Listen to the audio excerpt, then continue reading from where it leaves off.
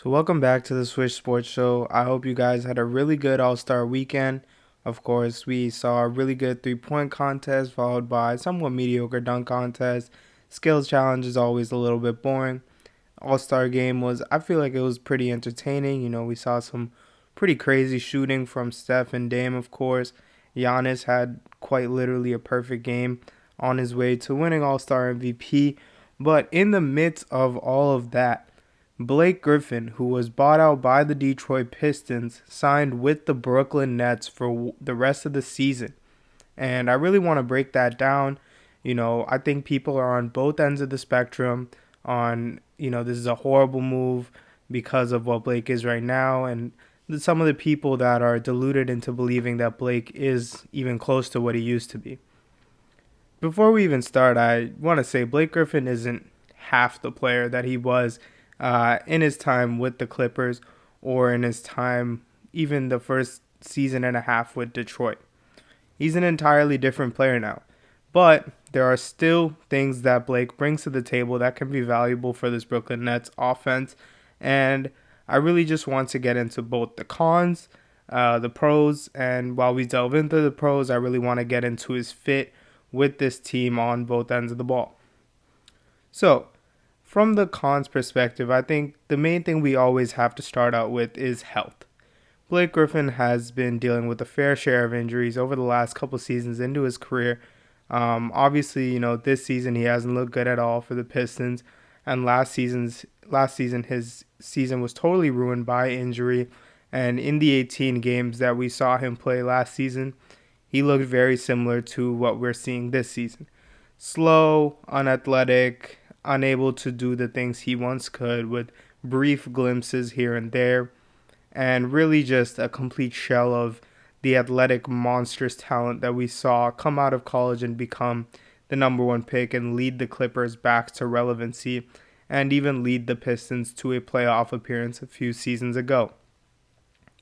So, obviously, that's the biggest risk with Blake. Is he going to be able to stay healthy? But in the end, when he's not on this max contract that he was, it really isn't that much of a risk. And I do believe the Nets have decent depth on their roster to kind of make up for the minutes that he is gone, especially on the defensive end where he really isn't that much of an asset. So now I want to transition to him on the defensive end, which is unfortunately another con. Word on Bleacher Report is that the Nets plan on using Blake Griffin as a small ball center. And while this can work, and we'll get into how it works when we shift to the pros, the main thing that really holds this back is the defense. Blake Griffin is obviously no longer as athletic as he once was, and even when he was at his prime or in his younger years, he really wasn't that great of a defender. He was above average early on in his career, and it slowly fell off as the years took its toll on his body. And really the issues with him on defense kind of go to the fact that he really isn't like a super long player, and without that mobility that he once had, he's unable to shift onto perimeter players and switch in the defensive game, as we've seen so many offenses take a more modernized approach to having a lot of off-ball screens in order to free up their guys onto easier matchups, and that could be a problem. Again, with this mobility, it's going to be hard for him to stay in front of smaller guards if he shifts onto them in the perimeter, or if he's switched on to wings or forwards. A lot of these modernized players have more athletic skill sets now, which could create some problems. Aside from that, rebounding wise, I think a lot of people are talking about how Blake adds to the game as a rebounder. I think it's being a little bit overstated how good of a rebounder Blake actually was. His best rebound percentage and his best rebounding numbers in general all came in his first 2 years in the Clippers, and it's gone downhill since then. Even before the injuries, he just got less and less aggressive on the boards. Even in his peak year in Detroit, he was averaging something like 7 rebounds, which again isn't bad, and he does obviously provide some value on the rebounding edge, but let's not hype up Blake Griffin to where we think he really changes the whole floor game just because of his rebounding skill, which, in all honesty, is not better than some of the other bigs they have in DeAndre Jordan and Noah Vonleh. And even Jeff Green, I'd say, is more ferocious at attacking the glass and really getting to these rebounds. And Blake Griffin, to be healthy, which is understandable, doesn't, crash the glass nearly as much, doesn't give you those hustle plays nearly as much. And again, that makes sense. He wants to preserve his body to give out more consistent and the best output possible. So with the idea of him being a small ball five, my concern is that the Nets are going to take away minutes from their young big man, Nicolas Claxton. Nicolas Claxton was a second round pick last year that really has emerged onto the scene this year in the last 5 games, last 2 specifically, where he recorded 16 and 17 point performances back to back. Now, of course, this is a very small sample size, but I was very high on Nicolas Claxton coming out of college, where he went to the University of Georgia. He's a very tall big. He has a really similar frame to the former Nets center Jarrett Allen, who they, of course, sent to Cleveland. And the thing about Nicolas Claxton that I really like is I really think he has a chance to be a massively impactful player on the defensive end. He's very long. He's really good at deteriorating or alternating shots with his skill set. He can switch on 2 perimeter players because of his mobility, and just like he's a very athletic 6'11", 235-pound big man. And I think that he could be really useful for the Nets if Steve Nash and Stoudemire and D'Antoni take their time to really notice this. But my fear is that they'll play DeAndre Jordan and Blake Griffin over Claxton just because of name recognition and brand. It's one thing to also note that while Claxton's three-point shooting has not shown up in the regular season in the 5 games this year, he did shoot 55% from 3 in the G League last season. And while I obviously don't think that's something that's maintainable, I do think he can bring about a 30%, 40% three-point shooting as a spot-up shooter in the corner.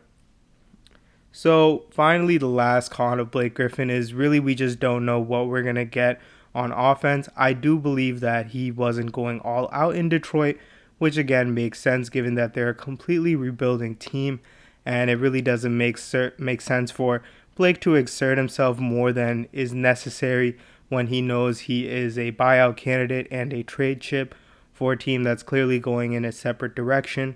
But I am curious to see if the field goal percentages, how much of them are underwritten as to how far bad they are. Blake Griffin really shot poorly in his time in Detroit over the last 2 seasons, specifically this season shooting 36% from the floor and 30% from 3. And while I do think he can be more efficient in the Nets offense where he doesn't have any offensive responsibility per se, I'm just wondering how valuable can he be given that we've seen him take a high volume of mid-range and three-point shots, most of which are in good space and sometimes open, and they're just not going in. So that really wraps up my cons and my questions as far as Blake Griffin in Brooklyn. My main thing really is just I really want to see Nick Claxton play, and I don't want to see him totally become irrelevant on this roster when I truly do believe that he is the best fit for this team currently to be their starting big man. Now, let's shift to the pro side, and while I did speak down on Blake Griffin for a while, there is things that you can take into consideration. Blake Griffin, since entering Detroit and the last couple years as a Clipper, has been a marvelous passer. This really opens up the offense for the Nets as he can be a big man playmaker, which is something they don't have with the likes of Jeff Green, Vonleh, DeAndre Jordan, and Claxton. And this is why they do want to use him as a small ball 5, because it really does open up the offense to a multitude of possibilities. 2 main things that he can really service as a pick and roll ball handler and as a pick and pop ball handler. Now, being that he has a tight dribble and is still able to get to the rim with his size and ball control, he does emerge as a threat in terms of driving, which will open up paths for shooters such as Joe Harris, Bruce Brown, Timothy Luwawu-Cabarrot, and others. And I do think that, you can now stagger minutes between the playmakers of Kyrie, Harden, and Durant, and you don't have to play them as much, or, don't have to run the offense through them as much, and allow them to really, ease their way into games and not be totally dependent on them. Even though obviously that's what you're paying them for, you don't want them to exert more force than what is necessary. And I do think that Blake Griffin can take away some of these responsibilities to an extent. Again, just as we talked about him being dangerous in the driving lane with his smooth handle and just his size, being able to get into the paint. Another pro is obviously him being able to self-create. He can create for himself off the dribble. Obviously, we talked about how his shots haven't gone in, so I don't expect to see too much off the dribble creation. But in a stretch where, let's say, Blake Griffin is only the second playmaker on this team, because outside of Durant, Kyrie, and Harden, they really don't have that many self-creators. And in a situation where Kyrie's being doubled and Blake Griffin is the only one on the court, aside from Harden and Durant, he could emerge as like a once-in-a-while opportunity to create for himself off the dribble, whether that's with creating for himself in space from the mid-range or the three-point or driving to the hoop. I do think that he can service more as a spot-up shooter now more than ever and will have better looks, because I don't think the defense will be controlled or directed toward Blake Griffin at all. Obviously, you're worrying about the big three in Brooklyn, and this can offer him more easier opportunities and really help him find his shot on offense, which will help him get a rhythm going. And if he can really find his jump shot again, I do think, you already made your bargains worth. And, I do want to go back and rehash what it means for him to be a good passer on this team. Obviously we've talked about Blake Griffin as a defensive liability and the fact that he's not as aggressive as a rebounder as he once was. So when I make this comparison, keep that in mind. But as a passer, Blake Griffin can really serve as this team's Draymond Green on offense, where he is a post playmaker, and you can have a bunch of off-ball setups, creating open looks for guys that need, someone to create the offense for them, and Blake Griffin can do that. And I do think, being that Nash was in Golden State, Mike D'Antoni also runs a similar quick, fast-paced offense. I do think they will look to, sort of use Blake Griffin on offense how Draymond Green is used. And obviously Draymond Green, I think, is still a much better passer than Blake. But if you can get like a shell of that in Blake, I think immediately it boosts your offense even further, which I know is hard to imagine because of how good this team is already, offensively speaking. But yeah, I mean, if they were already scoring 140 points a game, you're scoring 150 now. And it's really just the idea that Brooklyn's going with that, like, hey, it doesn't matter if we give up 130, we're going to drop 140, or more. So that's really all I have for Blake Griffin signing with Brooklyn. Because it's a cheap deal and there really isn't much risk involved, I do think it's a good signing overall. Again, the only way I really see this being not as good of a signing is if Claxton is not getting minutes or is completely out of the rotation.